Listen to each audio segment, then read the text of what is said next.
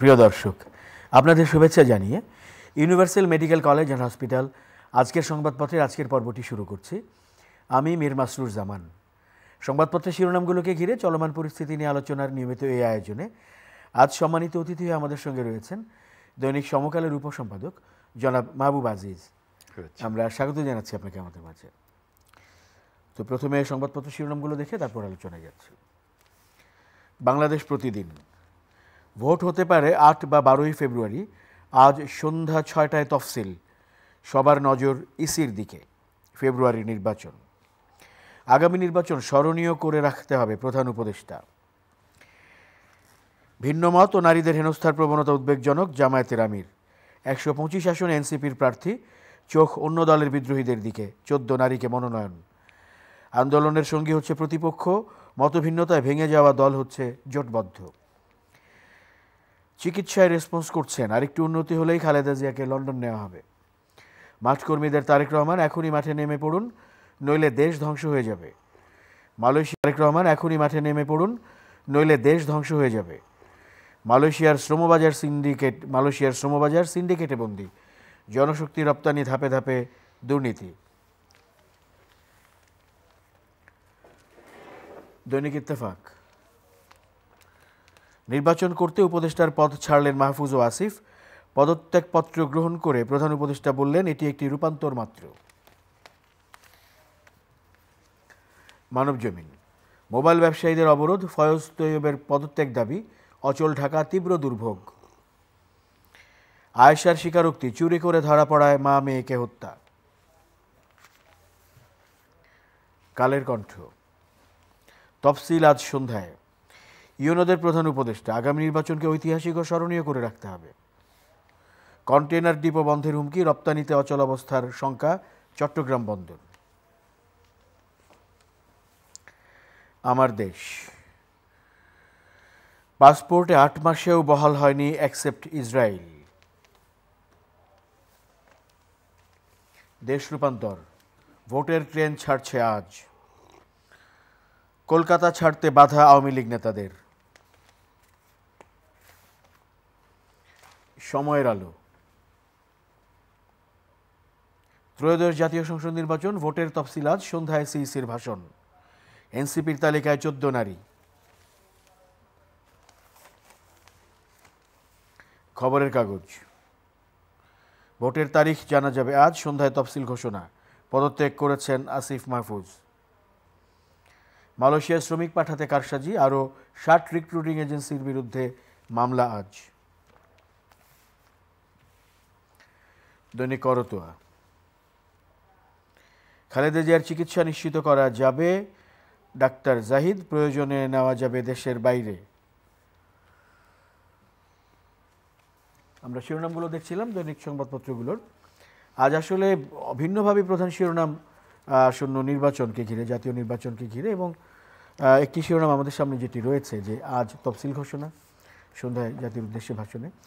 Vote হতে পারে 8 বা 12ই ফেব্রুয়ারি, এটিও রয়েছে শিরোনাম। এবং সবার নজর ইসির দিকে। আমরা শিরোনাম আলোচনা শুরু করতে চাই। নিশ্চয়ই, এবং এটা অত্যন্ত আনন্দদায়ক একটি ভারত সরকারের পক্ষ থেকে গণ অভ্যুত্থানের যে প্রধান আকাঙ্ক্ষাই ছিল, যে গণতন্ত্র এবং জবাবদিহি, তার যে একটা দুর্নিবার আকাঙ্ক্ষা মানুষের মধ্যে ছিল, সেটারই একটি বাস্তব রূপান্তর আমরা দেখতে পাচ্ছি। এবং আজকে যে দিনটি শুরু হচ্ছে সন্ধ্যা 6টায় ইসি জাতির উদ্দেশ্যে বক্তব্য দেবেন, সেটা অলরেডি রেকর্ড হয়ে গেছে। আরেকটি খুব বড় খবর যে দুজন তরুণ উপদেষ্টা, আসিফ মাহমুদ সজীব ভুইয়া স্থানীয় সরকার ক্রীড়া তরুণ যুব মন্ত্রণালয়ের যিনি দায়িত্বে ছিলেন তিনি, এবং মাহফুজ আলম তথ্য উপদেষ্টা, দুজনেই আজকে প্রধান উপদেষ্টার কাছে তাদের পদত্যাগপত্র জমা দিয়েছেন। এবং সেটা আগামীকালই কার্যকর হয়ে যাবে। আগামীকাল মানে যে বৃহস্পতিবার, ঘড়ির কাঁটায় আজ গতকাল জমা দিয়েছেন। এবং আজকে তারা উপদেষ্টা পরিষদের বৈঠকে, বিদায়ী বৈঠকে অংশ নেবেন, এবং এটা 3টা নাগাদ কার্যকর হবে, এরকমও আমরা খবর পেয়েছি। তার মানে এটা একটা খুবই চমৎকার একটা বার্তা উপদেষ্টার প্রধান উপদেষ্টার পক্ষ থেকে এবং তরুণ যেই দুই উপদেষ্টা তারাও একটি চমৎকার পদক্ষেপ গ্রহণ করলেন। কারণ রাজনীতিতে আসলে লুকোচুরির কোনো জায়গা নেই। তারা স্পষ্ট, যেহেতু নির্বাচনে অংশ নেবেন, অন্তত সজীব ভুঁইয়া তো ঘোষণাই দিয়েছেন, মাহফুজ আলমেরটা এখনও ঘোষিত না হলেও যেহেতু ছাত্র নেতৃত্বের সঙ্গে তারা গণ অভ্যুত্থানের অন্যতম প্রধান দুই নেতা এবং যে এনসিপি যে রাজনৈতিক দলটি, তাদের সব বন্ধুরা সেখানে আছেন, নিশ্চয়ই তাদেরকে আমরা রাজনীতির মাঠেই দেখতে পাবো। এটাই প্রাসঙ্গিক, এটাই যুক্তিসঙ্গত। এবং সেই কারণে তাদের এই সরকারে থেকে নির্বাচন না করলেও তাদের মধ্যে যদি অন্তত একজনও নির্বাচন না করেন, তারপরও তার সরকারে থাকাটা যুক্তিসঙ্গত হতো না। তো সব মিলিয়ে তফসিল ঘোষণার দিনই তারা ঘোষণার আগেই যে পদত্যাগ কার্যকর হয়ে যাচ্ছে, এটা একটি চমৎকার উদ্যোগ সরকারের পক্ষ থেকে। এবং সরকার যদি এই নিরপেক্ষতা অন্যান্য প্রতিটি ক্ষেত্রে বজায় রাখতে পারেন, তাহলে আমরা মনে করি যে একটা সুষ্ঠু এবং অবাধ নির্বাচনের অনেক পথ প্রশস্ত হবে। আমরা যদি নিরাপত্তা ব্যবস্থাটিও সরকার একই সাথে সজাগ থাকে, নিশ্চয়ই সজাগ আছেন, এবং সেই ক্ষেত্রে যদি আরও কিছু কঠোর নজরদারি নিরাপত্তার ক্ষেত্রে হয়, যেটা আজকে একটি খবরে দেখলাম, ডক্টর দেবপ্রিয় ভট্টাচার্য বলছেন যে রাতে ভোট হবার আশঙ্কা এবারও আছে। অর্থাৎ যে নিরাপত্তাহীনতার যে বিষয়গুলো আমরা সকলেই উদ্বিগ্ন, এই বিষয়টি নিয়ে সরকারকে সজাগ হতে হবে। তারপরেও তফসিল ঘোষিত হচ্ছে এবং দেশ নির্বাচনে ট্রেনে উঠে যাচ্ছে। ফেব্রুয়ারির 8 বা 12 তারিখে যেদিনই ঘোষণা হোক, অন্তত প্রথমার্ধে যেভাবে প্রধান উপদেষ্টা বলেছিলেন সেভাবে উনি তার প্রত্যেকটি কথা রাখছেন। আমরা প্রত্যাশা করব যে যেই ভোটটি সুষ্ঠু হবার যেই বারতা তিনি অনেকবার দিয়েছেন, সেটা তিনি অবশ্যই পালন করবেন। নির্বাচন কতটা সুষ্ঠু হবে তা নিয়ে শঙ্কা ডক্টর দেবপ্রিয় ভট্টাচার্যের বরাদ দিয়ে শিরোনামটি করা হয়েছে। হ্যাঁ, আপনি ওই শঙ্কার সুনির্দিষ্ট কারণগুলো কি কি হতে পারে এবং এগুলো কিভাবে দূর করা যায় বলে আপনি মনে করেন? যদি শঙ্কার কারণ হচ্ছে যে সবচেয়ে বড় শঙ্কাটি হচ্ছে যে যিনি ভোটার তিনি নিশ্চিন্তে তার ইচ্ছা মতো ভোটটি দিতে পারবেন কিনা, এটা একটা খুব বড় গুরুত্বপূর্ণ বিষয়। কারণ যে অন্তর্ভুক্তিমূলক নির্বাচনের কথা আমরা বারবার বলছি, যে গত 3টি নির্বাচন দেশে কিন্তু অন্তর্ভুক্তিমূলক নির্বাচন হয়নি। তখন ক্ষমতাসীন আওয়ামী লীগ তার যে কর্তৃত্ববাদ, তার যে একদম কঠোর স্বৈরাচারী মনোভাবের কারণে ছলে বলে প্রতারণায় 3টি নির্বাচন করেছেন, এবং সেখানে তারা তাদের সমমনা কিছু দলকেই কিন্তু নির্বাচনে অংশগ্রহণ করতে দিয়েছেন। যদিও তারা মুখে বলেছেন 28টি রাজনৈতিক দল আছে, 43টির মধ্যে 28টি, অন্যরা না এলে আমরা কি করব, কিন্তু অন্যদের আসবার পথই তারা রাখেননি। বিএনপি এবং যারা তাদের বিরোধী ছিল তাদেরকে বাদ দিয়ে তারা নির্বাচন করেছেন। যে নির্বাচনটি হতে যাচ্ছে এই কথা কিন্তু উড়িয়ে দেওয়া যাবে না, বরং এটাও যৌক্তিকভাবে আসছে। তাহলে কি এবার বিএনপি ও সমমনারা নির্বাচন করছে, তাদের বিরোধী আওয়ামী এবং আওয়ামী বলয়ের যারা, তারা নির্বাচনের বাইরে থেকে যাচ্ছে। তার মানে যে 3টি নির্বাচন এর আগে হয়েছিল এক কেন্দ্রিক নির্বাচন, যে নির্বাচনটি হতে যাচ্ছে তার মধ্যে আসলে মূলগত পার্থক্য কি থাকছে, এই প্রশ্নের উত্তর আমাদেরকে খুঁজতে হবে। সরকারও নিশ্চয়ই এই ব্যাপারে সজাগ থাকবেন, এখনো সময় আছে। কারণ আওয়ামী লীগের যারা এই গণহত্যার সঙ্গে জড়িত নেতৃত্ব, তাদের তো বিচার শুরু হয়েছে, অনেকের বিচার হয়ে যাচ্ছে, এবং তারা যাদেরকে এই বিভিন্নভাবে তারা মামলাভুক্ত, তাদেরকে বাদ দিয়ে যারা মামলা ছাড়া, তারা যদি নির্বাচনে অংশগ্রহণ করতে পারে, এবং আওয়ামী লীগ তো এটা তো একটি রাজনৈতিক দল এবং এটার সঙ্গে মুক্তিযুদ্ধের ইতিহাস জড়িত, তাদের একটা গৌরবজনক ভূমিকা আছে। আবার এটাও সত্য যে তারা গণহত্যার সঙ্গে জড়িয়ে গেছে এবং তারা স্বৈরাচারী শাসন কায়েম করেছিল। তো সেই বিচার বন্দোবস্ত জনগণই করুক, তাদেরকে ভোট দিতে দিন। যখন আমরা সকলে এক টেবিলে পাশাপাশি বসবার যেই আবহাওয়াটা যদি জারি রাখতে পারি, তাহলে কিন্তু ভোট কেন্দ্রেও এক ধরনের নিরাপত্তারও ব্যবস্থা চলে আসবে। কারণ একটা উৎসবমুখর পরিবেশ দরকার। আপনার পরিবারের 2-3 জনকে বাইরে রেখে আপনি সুখী হতে পারেন না। তো সেই জায়গায় এই ব্যাপারটি আমাদেরকে অবশ্যই ভাবতে হবে। তারপরও কারো জন্যই তো কিছু আটকে থাকে না। যদি এভাবেই ঘটে যে হ্যাঁ এই নির্বাচনে আওয়ামী লীগ থাকছেই না, তারপরও সেটা নিরাপত্তার সঙ্গে সুষ্ঠুভাবে যে পরিস্থিতিই হোক না কেন, যাতে মানুষ ভোট দিতে পারে এবং বিজয়ী হয় যারা, তারা যেন কোনো রকম কারচুপির সুযোগ না নেয়, জবরদস্তি না করতে পারে, এবং এই যে জোর করে ছিনতাই করা ইত্যাদি নানান রকম অনাচার করা, একটা বিশৃঙ্খলা তৈরির মাধ্যমে যেন পুরো পরিবেশটাকে নষ্ট না করতে পারে, এই ব্যাপারটিকে সরকারকে কঠোরভাবে বিহিত করতে হবে। এটা কী করে করা যায়, কি অবস্থাতে, এটা নিশ্চয়ই নানান রকম ব্যাপারে আলাপ হচ্ছে। এবং যেই দেবপ্রিয় ভট্টাচার্যের কথা বললেন যে তাদের এবং সিভিল সোসাইটির অনেকেরই আশঙ্কা যে এটা হতে পারে, তো সেটা যেন না হতে পারে সেই পরামর্শ তাদের কাছ থেকে নেওয়া যেতে পারে। সকল অংশীজনকে এখানে যুক্ত করতে হবে, কারণ দেশটা আমাদের সকলের। আমরা শিরোনামে দেখছিলাম যে 125 আসনে এনসিপি প্রার্থী ঘোষণা করেছে এবং তার মধ্যে 14 জন নারী রয়েছেন। হ্যাঁ, এটা একটা বড় খবর যে এনসিপি নবগঠিত রাজনৈতিক দল, তাদের আসলে সেই অর্থে 1 বছরও পূর্তি হয়নি, কিন্তু সবচেয়ে যেটা উল্লেখযোগ্য ব্যাপার, এই দলটির নেতারা অধিকাংশই গণ অভ্যুত্থানে নেতৃত্ব দিয়েছেন। সেই গণ অভ্যুত্থানের অভিজ্ঞতা থেকে একগুচ্ছ তরুণ যখন একটি দল তৈরি করলেন, তাদের প্রতি জাতির প্রত্যাশাটা কিন্তু অনেক বেশি ছিল, আমি বলবো এখন ছিল। কারণ হচ্ছে আমরা তাদের কাছ থেকে যেই অপ্রথাগত রাজনীতিটা প্রত্যাশা করেছিলাম অনেকেই, সেটা আমরা কিন্তু পুরোটা পাইনি। সেই একই ধরনের বুর্জুয়া রাজনীতির যে প্রচলিত কাঠামো, সেটার মধ্যেই তাদেরকে আটকে পড়তে দেখা যাচ্ছে। এখন পর্যন্ত এনসিপির যে রাজনৈতিক মূল গঠনতন্ত্রটা কি, মূল দৃষ্টিভঙ্গিটা কি, আমরা কিন্তু পরিষ্কার নই।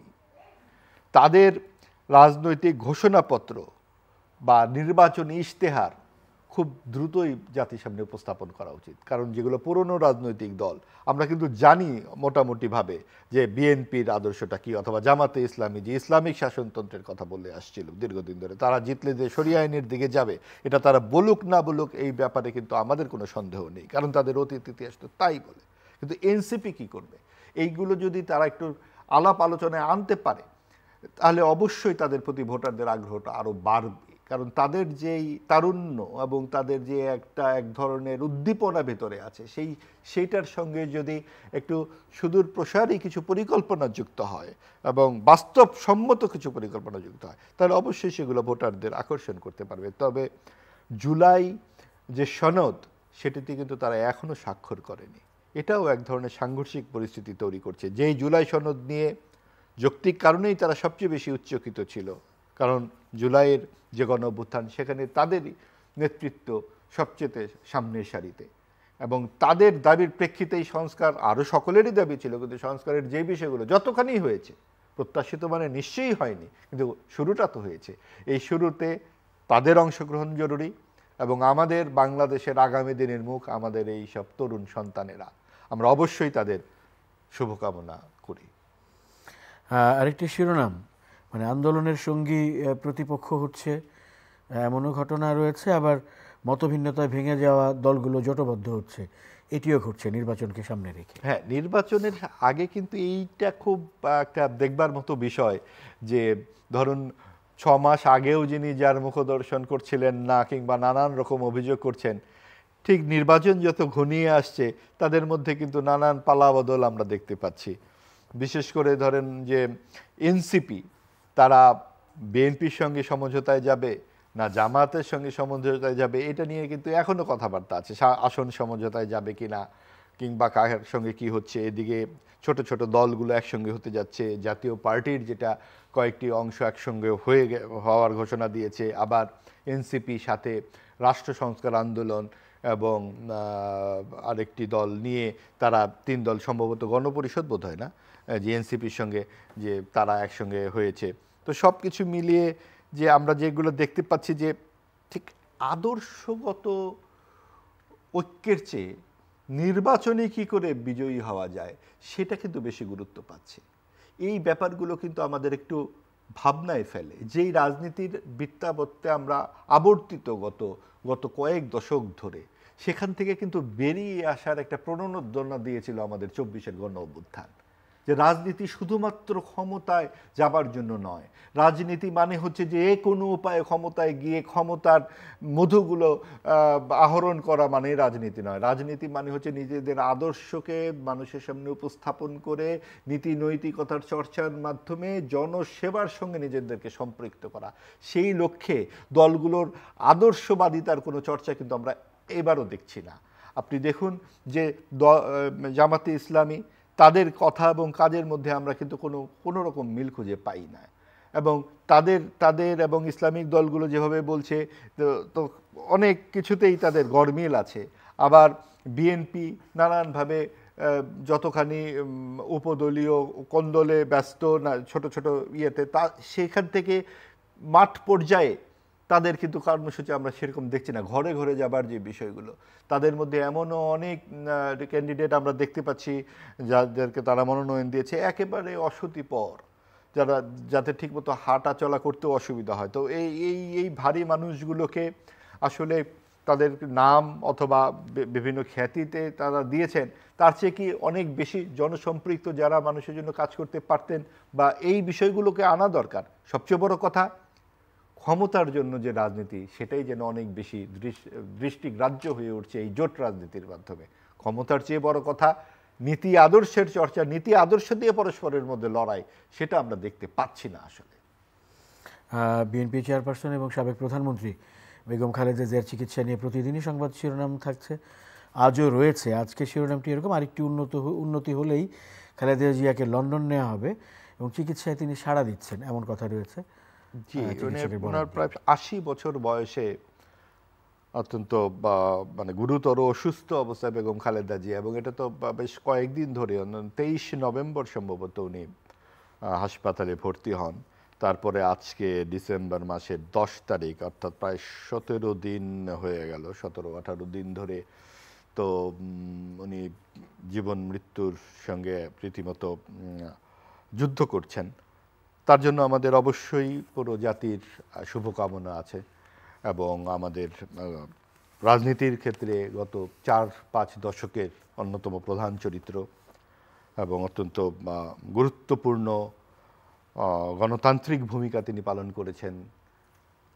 আপসহীন নেত্রী হিসেবে তার পরিচিতি যৌক্তিক কারণেই আছে, বিভিন্ন যুক্তিসঙ্গত অনেক আচরণ তিনি করেছেন, যে কারণে তার এই নামটি হয়েছে। আমরা আশা করি তার যে লড়াইয়ের যে ইতিহাস, সেই লড়াইয়ের ইতিহাসের ধারাবাহিকতায় তিনি এই মৃত্যুর সঙ্গে লড়াইতে জিতে ফিরবেন। সংবাদ শিরোনাম রয়েছে, মালয়েশিয়ায় শ্রমিক পাঠাতে কারসাজি, 4.5 কোটি টাকা আত্মসাৎ, আরও 60 রিক্রুটিং এজেন্সির বিরুদ্ধে মামলা হবে আজ।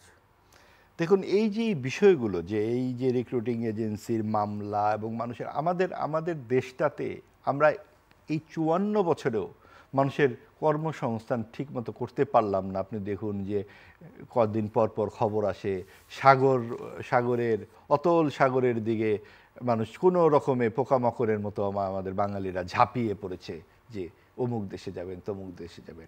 আমেরিকা থেকে 40 জন তরুণ ফিরে এলেন হাতে পায়ে শেকল দিয়ে।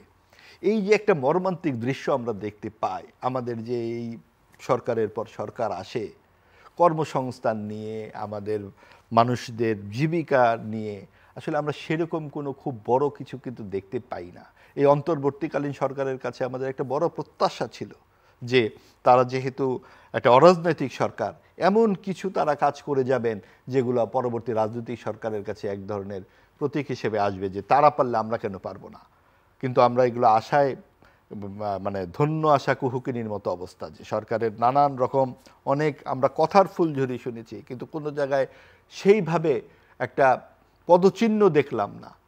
বিশেষ করে জীবিকা নির্বাহের যে জায়গাটিতে আমাদের তরুণরা এভাবে ধুঁকছে বিভিন্নভাবে, কোনো রকমে এখানে ওখানে পালিয়ে যেতে চাচ্ছে একটা কিছুর আশ্রয়ের জন্য, সব কিছু ভিটে মাটি বিক্রি করে গিয়ে সর্বশান্ত হচ্ছে, পানিতে ডুবছে, এখানে ডুবছে। মানে এগুলো আসলে একটি কল্যাণ রাষ্ট্রের কাছ থেকে আমরা চাইতে পারি না।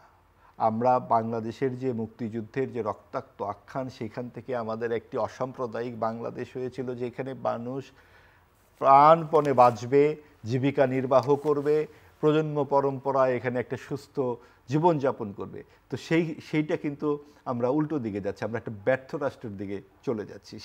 সেই নমুনা আমরা দেখতে পাই এই ধরনের খবরে। আশা করি যে রাজনৈতিক সরকার আগামীতে আসতে চাচ্ছেন তারা এই ব্যর্থতার বলয় থেকে আমাদের মুক্ত করবেন। আমরা জানি যে আমাদের অর্থনীতির একটি বড় শক্তি, আমাদের বিপদের মধ্যেও আমাদের এই যে বৈদেশিক মুদ্রা, যেটি আমাদের শ্রমিকরা দেশের বাইরে থেকে পাঠান রেমিটেন্স হিসেবে, সেটি আমাদের একটি অবলম্বন হয়ে দাঁড়ায়।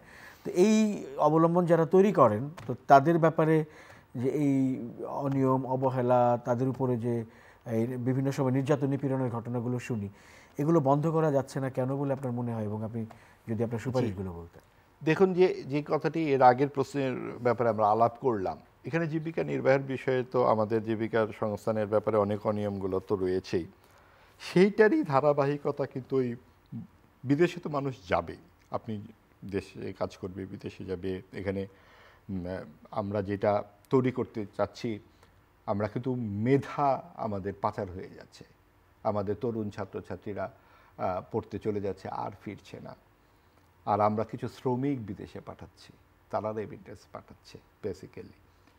তো এই যে শ্রমিক উৎপাদনের যে একটা কারখানায় আমরা পরিণত হচ্ছি, তো শ্রমিক তো কিছু থাকবেই, একটা বিপুল সংখ্যা না হলেও একটা বড় অংশ আমাদের, তো এটা আমরা অস্বীকার করবার কোনো জায়গা নেই। কিন্তু তাদের জন্য আমাদের যে সরকারি শৃঙ্খলার কাঠামোগুলো আর অন্যান্য সকল ক্ষেত্রের মতো এই ক্ষেত্রেও কিন্তু আমরা আইনের শাসনটি সেইভাবে প্রতিষ্ঠিত করতে পারিনি বলেই এই সমস্ত নানান রকম অসুবিধা আমরা দেখতে যাচ্ছি। প্রত্যেকটি জায়গায় আসলে জবাবদিহিতাকে প্রতিষ্ঠিত করতে হবে এবং আইনের শাসনটা থাকবে। আপনি আইন কানুনই আপনাকে পথ দেখাবে। এটা যদি সব জায়গায় থাকে, দরজা তো স্বয়ংক্রিয়ভাবে খুলে যাবে। আমরা কেন দরজায় বারবার ধাক্কা দেব? দরজায় তখনই ধাক্কা দিতে হয় যখন আপনার দরজা বন্ধ থাকে। দরজাটা বন্ধ করে কে এই সমস্ত জায়গায়? বেআইনি কাজ। এই বেআইনি কাজ যতখানি দ্রুত, এখন ডিজিটাল সময়, আপনার অনেক কিছু আমরা কম্পিউটারাইজড করতে পারি, আমরা অনেক কিছু সহজ করতে পারি। আমরা আমাদের এই শ্রমিক ভাই বোনদের জন্যে আমরা জিনিসগুলোকে অনেক কঠিন করে ফেলছি। তাদের জন্য প্রশিক্ষণের ব্যবস্থা করা দরকার এবং এই প্রশিক্ষণের মাধ্যমে একটা সহজ উপায়ে তাদের বিদেশে যাওয়া এবং তাদের রেমিটেন্সগুলো যেন খুব ভালোভাবে তারা পাঠাতে পারে, এই সব বিষয়গুলোর ক্ষেত্রেই আমরা আমলাতান্ত্রিক জটিলতা করছি এবং এই আমলাতান্ত্রিক দীর্ঘসূত্রিতা তো আমাদের প্রত্যেকটা ক্ষেত্রেই যুক্ত হয়ে আছে। দেশে গত দুদিন ধরেই তো সবচেয়ে অনেক বেশি আলোচনার একটি বিষয় ছিল রাজধানীর মোহাম্মদপুরে মা মেয়েকে নির্মমভাবে হত্যার একটি ঘটনা, এবং সেই বাসার সন্দেহভাজন গৃহকর্মী আয়েশা, তাকে ধরা হয়েছে বরিশাল থেকে। এবং এখানে শিরোনামটি হচ্ছে এমন যে আয়েশার স্বীকারোক্তি চুরি করে ধরা পড়ায় মা মেয়েকে হত্যা। যদিও আমরা সংবাদের ভেতরে দেখছি যে পুলিশ প্রাথমিকভাবে এটি জানতে পেরেছে এবং এটি তদন্তের বিবেচনার মধ্যে রয়েছে। দেখুন, এটা তো একটা রোমহর্ষক এবং অত্যন্ত বিস্ময় জায়গা নিয়ে ঘটনা যে একটা 20-21 বছরের মেয়ে, সে একটা 4 দিন ধরে একটা বাড়িতে কাজ করছিল। এরা আমাদের মধ্যবিত্ত পরিবারগুলো যেরকম জায়গাতে থাকে, মোহাম্মদপুর বা এরকম লালমাটিয়াতে, এই সমস্ত ঘটনা তো আমাদের প্রায়শই পরিবারে ঘটে যে আমরা গৃহকর্মী বাড়িতে রাখা হয়, সেখানে কিন্তু আমাদের এনআইডি ইত্যাদিতে দেখাও হয় না, এটাই আমাদের অ্যাকশনে হয়ে আসছে। তো এই 4 দিনের মধ্যে এমন কি ঘটলো যে একেবারে জোড়াখুন করে ফেলতে হবে, মূল্যবোধের জায়গাটায় আমরা কোথায় গিয়ে পৌঁছেছি এবং এই বিভৎসতা সমাজের সব জায়গায় ছড়িয়ে পড়ছে, সেইটারই একটা ধারাবাহিকতা। তারপরেও আমাদেরকে তো সতর্ক হতে হবে, যার যার সতর্কতা, যার যার পরিবারের সতর্কতা তার এবং এই যিনি হারিয়েছেন তার স্ত্রী ও কন্যা, তিনি তো বুঝতে পারছেন তার কি গেল, যার যায় সেই তো বোঝে এবং ফেরত পাওয়ার আর তো কোনো রাস্তা নাই। কাজেই আমাদের যার যার পরিবারের জায়গাটুকু যেখানে আপনার নিরাপত্তার প্রশ্ন জড়িত, সেখানে আপনাকেই ব্যবস্থা গ্রহণ করতে হবে। সেক্ষেত্রে সচেতনতামূলক বিষয়াদি সরকারের সজাগ দৃষ্টি রাখতে হবে, স্থানীয় থানাগুলোকে তৎপর হতে হবে, যাতে গৃহকর্মী থেকে ড্রাইভার, দারোয়ান, এদের সকলের ঠিকানা ইত্যাদি বিভিন্নভাবে আসলে আরও শক্তভাবে এগুলা বিধিবদ্ধভাবে লিপিবদ্ধ করতে হবে। আসলে সমাজের যে অস্থিরতা, আমি দেখলাম একটি খবরে যে 3000 খুন 9 মাসে। তো এই যে 3000 খুন 9 মাসে, এরকম যদি ঘটনা হয়, একটা কথা আমরা 72 সালের পত্রিকা খুঁজলে পাবো যে নুন ও খুন দুটি খুব সস্তা। তো এখন নুন কত দাম জানি না, খুন কিন্তু সে আগের মতোই সস্তা হয়ে গেছে, বা এত সস্তা হতে হতে মানে খুন বোধ হয় একেবারে হাতের নাগালে চলে আসছে। সেটারই আমরা একটা বিভৎসতা দেখলাম। তো এইটার পুনরাবৃত্তি কোনোভাবেই আমাদের প্রত্যাশিত নয়, এবং আমাদের মূল্যবোধ, আমাদের সন্তানেরা, আমাদের সামনের আগামী প্রজন্ম সেটা বিভিন্ন শ্রেণীর পেশার মধ্যেই যেই ক্রুব্ধতা, যে জিঘাংসা, যেই মানে ভালোবাসাহীনতা আমরা দেখতে পাচ্ছি, অবশ্যই আমাদের এটা নিয়ে খুব বড়ভাবে কাজ করা দরকার। এবং সরকারেরও বিভিন্ন যেই সমস্ত মন্ত্রণালয় আছে বিভিন্নভাবে আমাদের কাছে সজাগ হতে হবে, মানুষের পাশে আমাদেরকে দাঁড়াতে হবে। অনেক অনেক ধন্যবাদ জনাব মাহবুব আজিজ আজকে আমাদেরকে সময় দেওয়ার জন্য। আপনাকে ধন্যবাদ। প্রিয় দর্শক, আপনাদেরও ধন্যবাদ সঙ্গে থাকার জন্য। চ্যানেল আইয়ের নিয়মিত আয়োজন universal medical college and hospital আজকের সংবাদপত্রের আজকের পর্বটি এ পর্যন্তই। ভালো থাকবেন সবাই, শুভরাত্রি।